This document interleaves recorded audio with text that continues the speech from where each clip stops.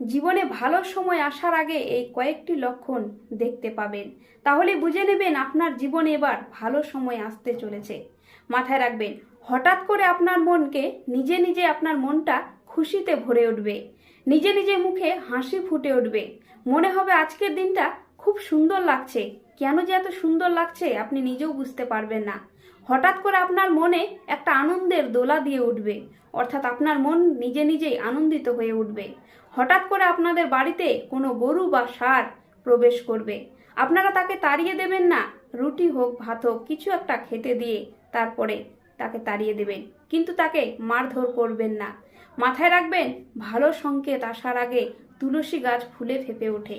হঠাৎ করে তুলসী গাছ মরে যায় না, হঠাৎ করে শুকিয়ে যায় না। তুলসী গাছের পাতা ঝলমল করে, তুলসী গাছ ফুলে ফেঁপে ওঠে।